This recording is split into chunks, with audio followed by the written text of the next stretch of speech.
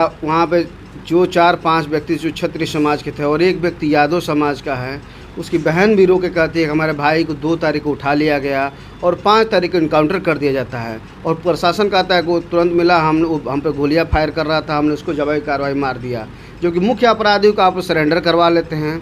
इस वक्त हमारी मौजूदगी बागी बलिया में है और माननीय स्वर्गीय घूरा राम जी जो पूर्व में मंत्री रहे 4 बार, बहन कुमारी मायावती जी के सरकार में उनके बेटे जो वर्तमान ब्लॉक प्रमुख हैं, हम इनसे बात करेंगे जो इस समय तमाम जगहों पर रेप, हत्या, लूटपाट, तमाम मुद्दे पर हम इनसे बात करेंगे। जो SC/ST क्रीमी लेयर का मामला है उस पर भी बात करेंगे।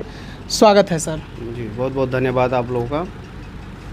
सर, आज देखा जाए तो एक मंगेश यादव है जो समाजवादी पार्टी के लोगों का आरोप रहता है कि ये बीजेपी सरकार जो है मेन जाति को टारगेट करके, दलित को, अहीर को टारगेट करके इनकाउंटर किया जा रहा है। ये सही बात है। जैसे आप लोग देख रहे हैं, विशेष कर एक वर्ग को छोड़ करके तमाम SC हो, ST हो, OBC हो, बैकवर्ड समाज के लोगों को प्रताड़ित करने का काम किया जा रहा है।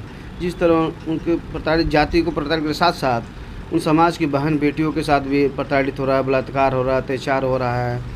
थाने पे चले जाए उनके साथ शोषण हो रहा है। अधिकारी के पास अधिकारियों का कार्य बात नहीं सुनता है, उनके कार्यों को नहीं करता है। वो तरह तरह की भटक रहे इधर उधर, कोई उनका सुनने वाला, कोई करने वाला नहीं है।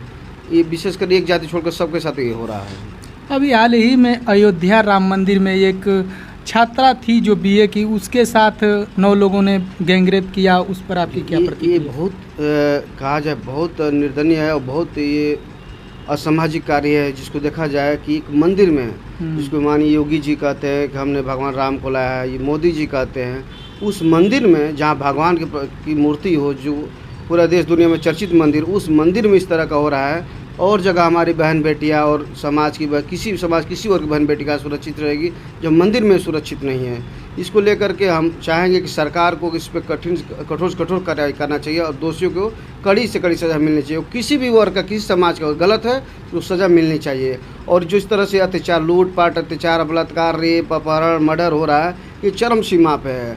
आप पता करिए, आप गाइडलाइंस पता कीजिए, आप RTR फाइल कर दीजिए। सबसे ज़्यादा अगर कहीं भी अत्याचार, बलात्कार, शोषण हो रहा है तो ये हमारे उत्तर प्रदेश में हो रहा है। हम उत्तर प्रदेश इस समय सबसे अपराध की श्रेणी में सबसे ऊपर इस समय पूरे देश में, भारत देश में।